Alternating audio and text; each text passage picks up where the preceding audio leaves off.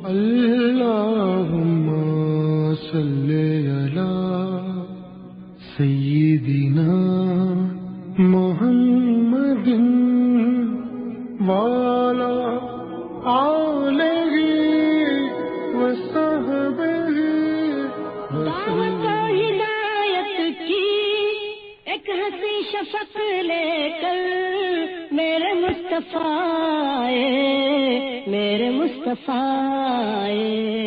کفر کے اندھیروں میں نور کا طبق لے کر میرے مصطفیٰ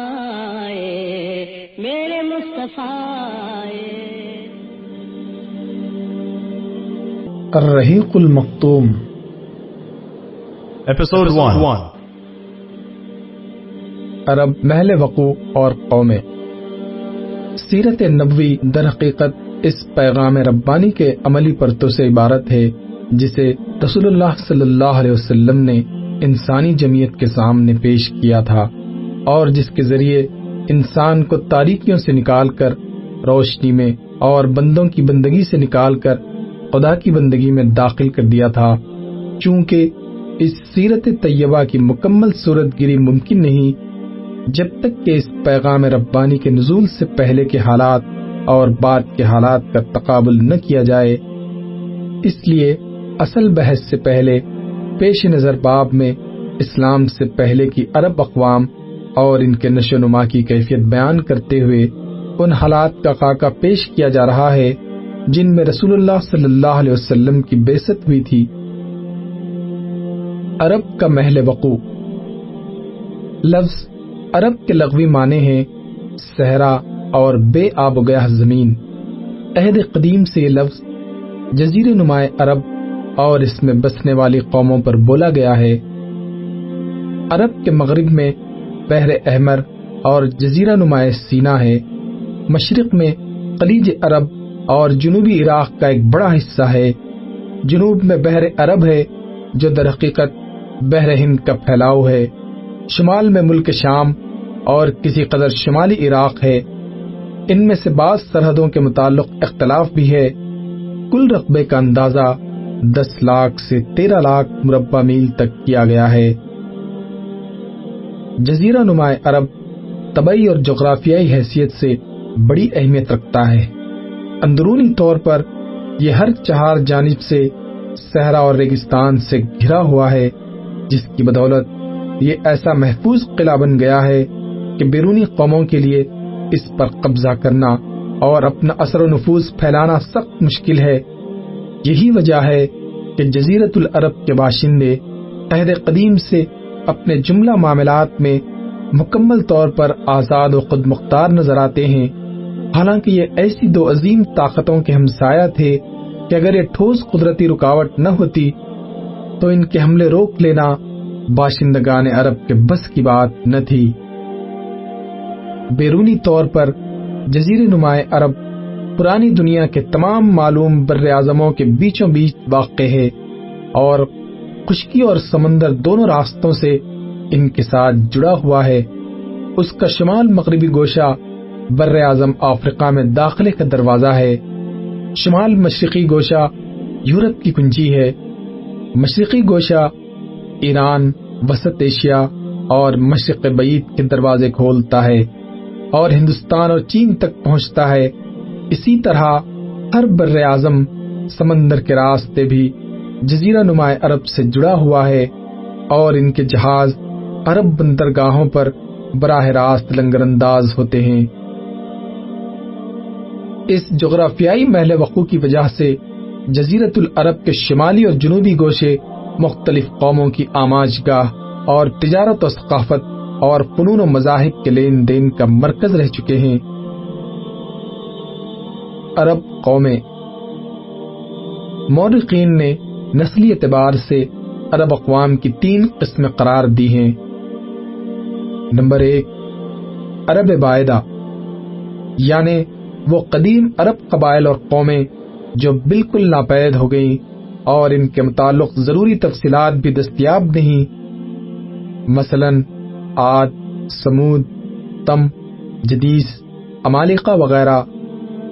نمبر 2، عرب عاربہ، یعنی وہ عرب قبائل جو یارب بن یشجب بن قحطان کی نسل سے ہیں، انہیں قحطانی عرب کہا جاتا ہے۔ نمبر 3، عرب مستعربہ، یعنی وہ عرب قبائل جو حضرت اسماعیل علیہ السلام کی نسل سے ہیں، انہیں عدنانی عرب کہا جاتا ہے۔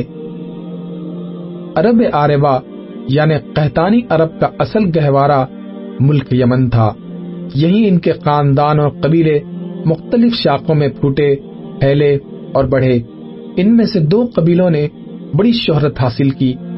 الف، حمیرہ، جس کی مشہور شاخیں زید الجمہور، قزا اور سکاسک ہیں۔ بے، کوہلان، جس کی مشہور شاخیں ہمدان، انمار، تئی، مزہج، کندہ، لقم، جزام، ازد، اوس، خزرج اور اولاد جفنا ہیں، جنہوں نے آگے چل کر ملک شام کے اطراف میں بادشاہت قائم کی اور آل غسان کے نام سے مشہور ہوئے۔ عام کوہلانی قبائل نے بعد میں یمن چھوڑ دیا اور جزیرت العرب کے مختلف اطراف میں پھیل گئے۔ ان کے عمومی ترک وطن کا واقعہ سیل ارم سے کسی قدر پہلے اس وقت پیش آیا جب رومیوں نے مصر و شام پر قبضہ کر کے اہل یمن کی تجارت کے بحری راستے پر اپنا تسلط جما لیا اور بری شاہراہ کی سہولیات غارت کر کے اپنا دباؤ اس قدر بڑھا دیا کہ کوہلانیوں کی تجارت تباہ ہو کر رہ گئی۔ کچھ عجب نہیں کہ کوہلانی اور حمیری خاندانوں میں چشمک بھی رہی ہو اور یہ بھی کوہلانیوں کے ترک وطن کا ایک مؤثر سبب بنی ہو۔ اس کا اشارہ اس سے بھی ملتا ہے۔ کوہلانی قبائل نے تو ترک وطن کیا، لیکن حمیری قبائل اپنی جگہ برقرار رہے۔ جن کوہلانی قبائل نے ترک وطن کیا، ان کی 4 قسمیں کی جا سکتی ہیں۔ نمبر 1، ازد۔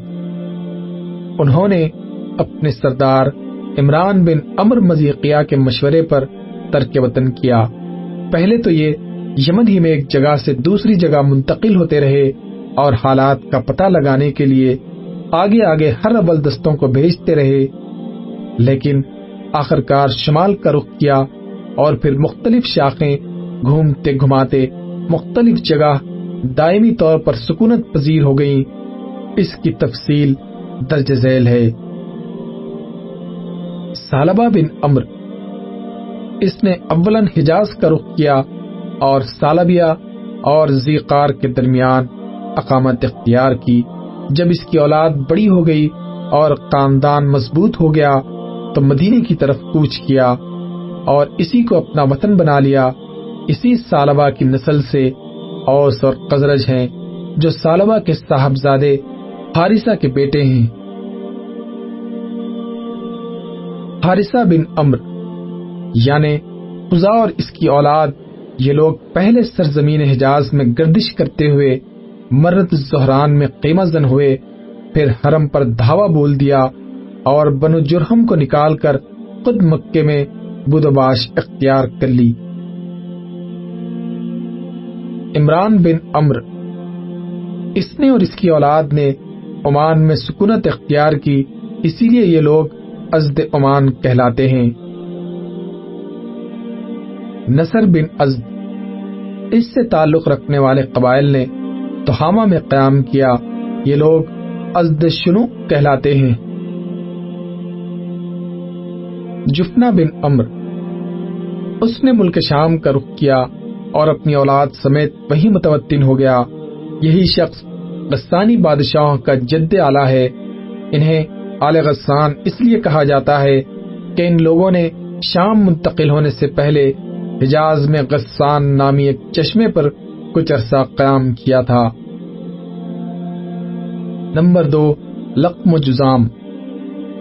انہی لقمیوں میں نصر بن ربیعہ تھا، جو ہیرا کے شاہان آل منظر کا جد اعلیٰ ہے۔ نمبر 3، بنو تئی۔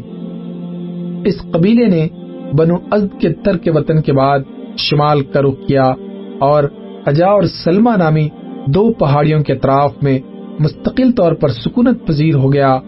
یہاں تک کہ یہ دونوں پہاڑیاں قبیلے طے کی نسبت سے مشہور ہو گئیں۔ نمبر 4، کندہ۔ یہ لوگ پہلے بحرین موجودہ الحاصہ میں قیمہ زن ہوئے، لیکن مجبوراً وہاں سے دستکش ہو کر حضر موت گئے، مگر وہاں بھی امان نہ ملی اور آخر کار نجد میں ڈیرے ڈالنے پڑے۔ یہاں ان لوگوں نے ایک عظیم الشان حکومت کی داغ بیل ڈالی، مگر یہ حکومت پائیدار نہ ثابت ہوئی اور اس کے آثار جلد ہی ناپید ہو گئے۔ کوہلان کے علاوہ حمیر کا بھی صرف ایک قبیلہ قزا ایسا ہے، اور اس کا حمیری ہونا بھی مختلف پے ہے، جس نے یمن سے ترک وطن کر کے حدود عراق میں باویہ سماوا کے اندر بدماش اختیار کی۔ عرب مستعربہ۔ ان کے جد اعلیٰ سیدنا ابراہیم علیہ السلام اصلاً عراق کے ایک شہر عرق کے باشندے تھے۔ یہ شہر دریائے فرات کے مغربی ساحل پر کوفے کے قریب واقع تھا۔ اس کی کھدائی کے دوران جو کتبات برآمد ہوئے ہیں، ان میں سے اس شہر کے متعلق بہت سی تفصیلات منظر عام پر آئی ہیں، اور حضرت ابراہیم علیہ السلام کے خاندان کے بعض تفصیلات اور باشندگان ملک کے دینی اور اجتماعی حالات سے بھی پردہ ہٹا ہے۔ یہ معلوم ہے کہ حضرت ابراہیم علیہ السلام یہاں سے ہجرت کر کے شہر قرہ تشریف لے گئے تھے، اور پھر وہاں سے فلسطین جا کر اسی ملک کو اپنی پیغمبرانہ سرگرمیوں کا مرکز بنا لیا تھا، اور دعوت و تبلیغ کے لیے یہیں سے اندرون و بیرون ملک مصروف تگ و تاز رہا کرتے تھے۔ ایک بار آپ مصر تشریف لے گئے۔ فرعون نے آپ کی بیوی حضرت سارہ کی کیفیت سنی تو ان کے بارے میں بدنیت ہو گیا اور اپنے دربار میں برے ارادے سے بلایا، لیکن اللہ نے حضرت سارہ علیہ السلام کی دعا کے نتیجے میں غیبی طور پر فرعون کی ایسی گرفت کی کہ وہ ہاتھ پاؤں مارنے اور پھینکنے لگا۔ اس کی نیت بد اس کے منہ پر مار دی گئی، اور وہ حادثے کی نوعیت سے سمجھ گیا کہ حضرت سارہ اللہ تعالیٰ کی نہایت خاص اور مقرب بندی ہے، اور وہ حضرت سارہ کی اس خصوصیت سے اس قدر متاثر ہوا کہ اپنی بیٹی ہاجرہ کو ان کی خدمت میں دے دیا۔ پھر حضرت سارہ نے حضرت ہاجرہ کو حضرت ابراہیم علیہ السلام کی زوجیت میں دے دیا۔ حضرت ابراہیم علیہ السلام حضرت سارہ اور حضرت ہاجرہ علیہ السلام کو لے کر فلسطین واپس تشریف لائے۔ پھر اللہ تعالیٰ نے حضرت ابراہیم علیہ السلام کو ہاجرہ علیہ السلام کے بطن سے ایک فرزند اسماعیل علیہ السلام عطا فرمایا، لیکن اس پر حضرت سارہ کو جو بے اولاد تھی بڑی غیرت آئی، اور انہوں نے حضرت ابراہیم علیہ السلام کو مجبور کیا کہ حضرت ہاجرہ کو ان کے نوزائیدہ بچے سمیت جلا وطن کر دیں۔ حالات نے ایسا رخ اختیار کیا کہ انہیں حضرت سارہ علیہ السلام کی بات ماننی پڑی، اور وہ حضرت ہاجرہ علیہ السلام اور حضرت اسماعیل علیہ السلام کو ہمراہ لے کر حجاز تشریف لے گئے، اور وہاں ایک بے آب و گیاہ وادی میں بیت اللہ شریف کے قریب ٹھہرا دیا۔ اس وقت بیت اللہ شریف نہ تھا، صرف ٹیلے کی طرح ابری ہوئی زمین تھی۔ سیلاب آتا تھا تو دائیں بائیں سے کترا کر نکل جاتا۔ وہیں مسجد حرام کے بالائی حصے میں زمزم کے پاس ایک بہت بڑا درخت تھا۔ آپ نے اسی درخت کے پاس حضرت ہاجرہ علیہ السلام اور حضرت اسماعیل علیہ السلام کو چھوڑا تھا۔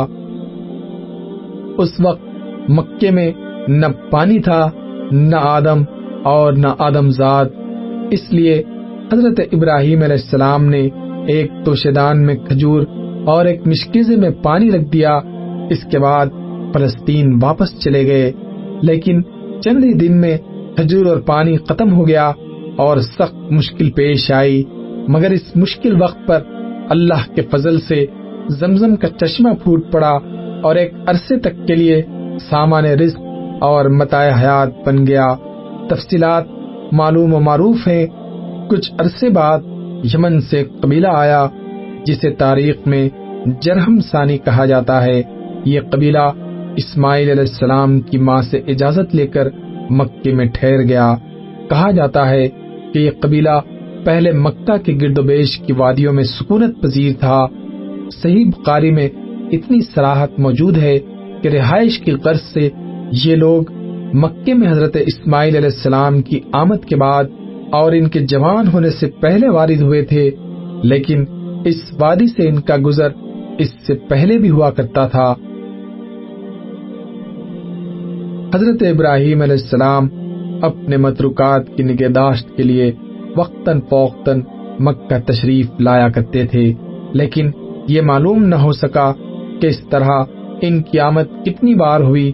البتہ تاریخی مآخذ میں 4 بار ان کی آمد کی تفصیل محفوظ ہے، جو یہ ہے: نمبر 1، قرآن مجید میں بیان کیا گیا ہے کہ اللہ تعالیٰ نے حضرت ابراہیم علیہ السلام کو خواب میں دکھلایا کہ وہ اپنے صاحبزادے حضرت اسماعیل علیہ السلام کو ذبح کر رہے ہیں۔ یہ خواب ایک طرح کا حکم الہی تھا اور باپ بیٹے دونوں اس حکم الہی کی تعمیل کے لیے تیار ہو گئے، اور جب دونوں نے سر تسلیم خم کر دیا اور باپ نے بیٹے کو پیشانی کے بل لٹا دیا تو اللہ نے پکارا، اے ابراہیم، تم نے خواب کو سچ کر دکھایا، ہم نیکوکاروں کو اسی طرح بدلہ دیتے ہیں۔ یقیناً ایک کھلی ہوئی آزمائش تھی اور اللہ نے انہیں فدیے میں ایک عظیم ذبیحہ عطا فرمایا۔ مجموعہ بائبل کی کتاب پیدائش میں مذکور ہے کہ حضرت اسماعیل علیہ السلام حضرت اسحاق علیہ السلام سے 13 سال بڑے تھے، اور قرآن کا سیاق بتلاتا ہے کہ یہ واقعہ حضرت اسحاق علیہ السلام کی پیدائش سے پہلے پیش آیا تھا، کیونکہ پورا واقعہ بیان کر چکنے کے بعد حضرت اسحاق علیہ السلام کی پیدائش کی بشارت کا ذکر ہے۔ اس واقعے سے ثابت ہوتا ہے کہ حضرت اسماعیل علیہ السلام کے جوان ہونے سے پہلے کم از کم ایک بار حضرت ابراہیم علیہ السلام نے مکے کا سفر ضرور کیا تھا۔ بقیہ 3 سفروں کی تفصیل صحیح بخاری کی ایک طویل روایت میں ہے، جو ابن عباس رضی اللہ عنہ سے مرفوعاً مروی ہے۔ اس کا خلاصہ یہ ہے: نمبر 2، حضرت اسماعیل علیہ السلام جب جوان ہو گئے، جرہم سے عربی سیکھ لی اور ان کی نگاہوں میں جچنے لگے تو ان لوگوں نے اپنے خاندان کی ایک خاتون سے آپ کی شادی کر دی۔ اسی دوران حضرت ہاجرہ علیہ السلام کا انتقال ہو گیا۔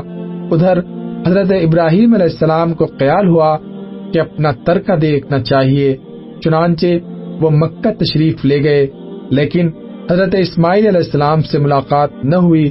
بہو سے حالات دریافت کیے، اس نے تنگ دستی کی شکایت کی۔ آپ نے وصیت کی کہ اسماعیل علیہ السلام آئیں تو کہنا اپنے دروازے کی چوکٹ بدل دیں۔ اس وصیت کا مطلب حضرت اسماعیل علیہ السلام سمجھ گئے، بیوی کو طلاق دے دی اور ایک دوسری عورت سے شادی کر لی، جو جرہم کے سردار مزاز بن عمر کی صاحبزادی تھی۔ نمبر 3، اس دوسری شادی کے بعد ایک بار پھر حضرت ابراہیم علیہ السلام مکہ تشریف لے گئے، مگر اس دفعہ بھی حضرت اسماعیل علیہ السلام سے ملاقات نہ ہوئی۔ بہو سے احوال دریافت کیے تو اس نے اللہ کی حمد و ثنا کی۔ آپ نے وصیت کی کہ اسماعیل علیہ السلام اپنے دروازے کی چوکٹ برقرار رکھیں، اور فلسطین واپس ہو گئے۔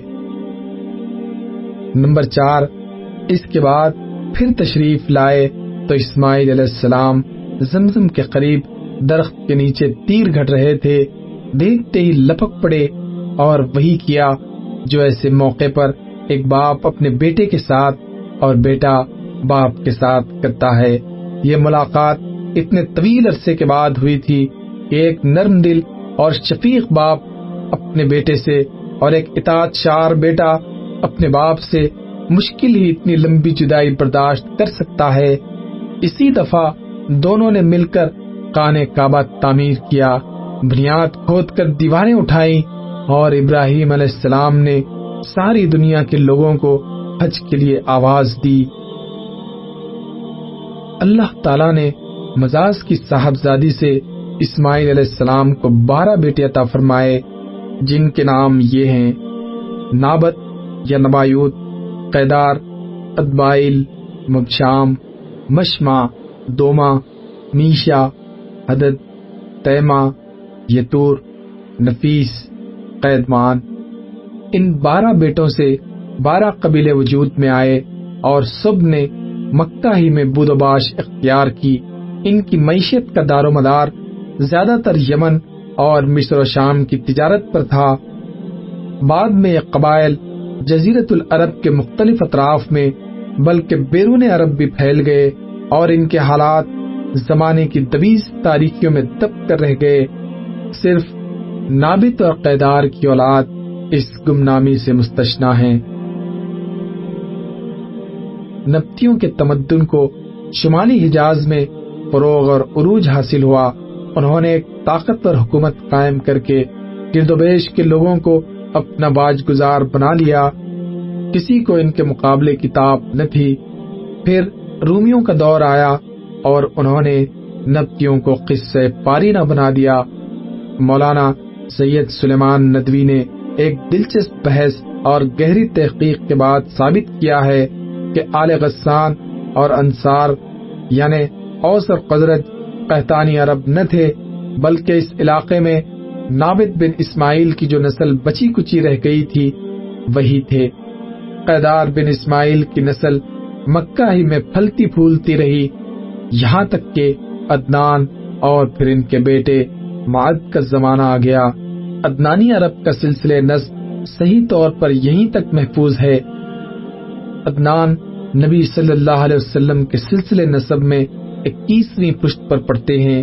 بعض روایتوں میں بیان کیا گیا ہے کہ آپ صلی اللہ علیہ وسلم جب اپنا سلسلے نسب ذکر فرماتے تو عدنان پر پہنچ کر رک جاتے اور آگے نہ بڑھتے۔ فرماتے کہ ماہرین انساب غلط کہتے ہیں، مگر علماء کی ایک جماعت کا خیال ہے عدنان سے آگے بھی نسب بیان کیا جا سکتا ہے۔ انہوں نے اس روایت کو ضعیف قرار دیا ہے۔ ان کی تحقیق کے مطابق عدنان اور حضرت ابراہیم علیہ السلام کے درمیان 40 پشتیں ہیں۔ بہرحال معد کے بیٹے نزار سے، جن کے متعلق کہا جاتا ہے کہ ان کے علاوہ معد کوئی اولاد نہ تھی، کئی خاندان وجود میں آئے۔ در حقیقت نزار کے 4 بیٹے تھے اور ہر بیٹا ایک بڑے قبیلے کی بنیاد ثابت ہوا۔ چاروں کے نام یہ ہیں: ایاد، انمار، ربیہ اور مزر۔ ان میں سے ربیہ اور مزر 2 قبیلوں کی شاخیں اور شاخوں کی شاخیں بہت زیادہ ہوئیں۔ چنانچہ ربیہ سے اسد بن ربیہ، عنزہ، عبد القیس، وائل، بکر، تغلب اور بنو حنیفہ وغیرہ وجود میں آئے۔ مزر کی اولاد 2 بڑے قبیلوں میں تقسیم ہوئی۔ نمبر 1 قیس اعلان بن مزر، نمبر 2 الیاس بن مزر۔ قیس اعلان سے بنو سلیم، بنو حوازن، بنو غطفان، غطفان سے ابس، زبیان، اشجع اور غنی بن آسر کے قبائل وجود میں آئے۔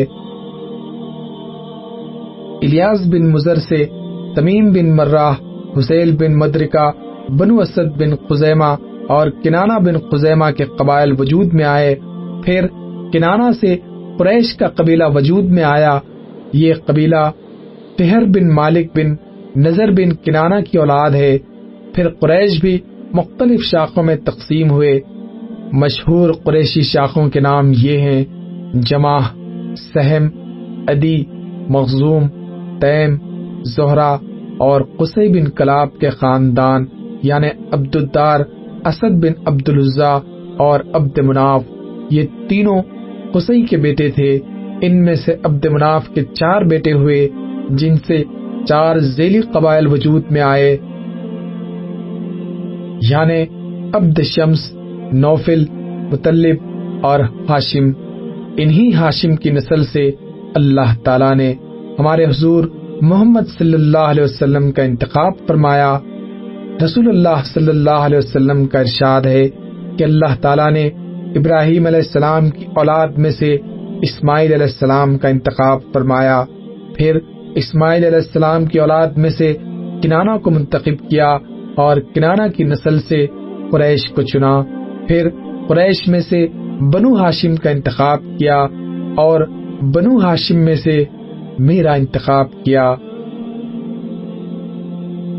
ابن عباس رضی اللہ عنہ کا بیان ہے کہ رسول اللہ صلی اللہ علیہ وسلم نے فرمایا، اللہ تعالیٰ نے خلق کی تخلیق فرمائی تو مجھے سب سے اچھے گروہ میں بنایا، پھر ان کے بھی 2 گروہوں میں سے زیادہ اچھے گروہ کے اندر رکھا، پھر قبائل کو چنا تو مجھے سب سے اچھے قبیلے کے اندر بنایا، پھر گھرانوں کو چنا، مجھے سب سے اچھے گھرانے میں بنایا، لہذا میں اپنی ذات کے اعتبار سے بھی سب سے اچھا ہوں اور اپنے گھرانے کے اعتبار سے بھی سب سے بہتر ہوں۔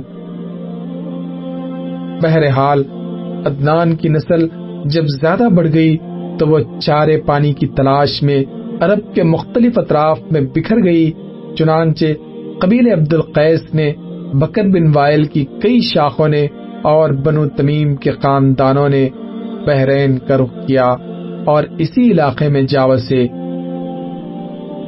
بنو حنیفہ بن صعب بن علی بن بکر نے یمامہ کا رخ کیا اور اس کے مرکز حجر میں سکونت پذیر ہو گئے۔ بکر بن وائل کی بقیہ شاخوں نے یمامہ سے لے کر بحرین، ساحل کاظمہ، خلیج، سواد عراق، ابواللہ اور ہیت تک کے علاقوں میں بود و باش اختیار کی۔ بنو تغلب جزیرت الفراتیہ میں قامت گزین ہوئے، البتہ ان کی بعض شاخوں نے بنو بکر کے ساتھ سکونت اختیار کی۔ بنو تمیم نے وادی بصرہ کو اپنا وطن بنایا، بنو سلیم نے مدینے کے قریب ڈیرے ڈالے، ان کا مسکن وادی القرہ سے شروع ہو کر خیبر اور مدینے کے مشرق سے گزرتا ہوا ہرہ بنو سلیم سے متصل 2 پہاڑیوں تک منتہی ہوتا تھا۔ بنو ثقیف نے طائف کو وطن بنا لیا اور بنو حوازن نے مکے کے مشرق میں وادی اوتاس کے گرد و بیش ڈیرے ڈالے، ان کا مسکن مکہ و بصرہ شاہراہ پر واقع تھا۔ بنو اسد تیمہ کے مشرق اور کوفہ کے مغرب میں قیمہ زن ہوئے، ان کے اور تیمہ کے درمیان بنو تئی کا ایک خاندان بہنز آباد تھا۔ بنو اسد کی آبادی اور کوفے کے درمیان 5 دن کی مسافت تھی۔ بنو زبیان تیمہ کے قریب حوران کے اطراف میں آباد ہوئے۔ تہامہ میں بنو کنانہ کے خاندان رہ گئے تھے، ان میں سے قریشی خاندانوں کی بود و باش مکہ اور اس کے اطراف میں تھی۔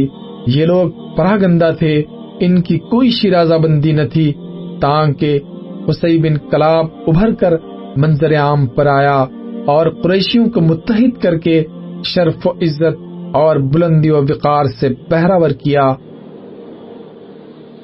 اللہم صلی علی محمد وعلی آلہ وصحبہ وسلم۔ اللہم صلی علی۔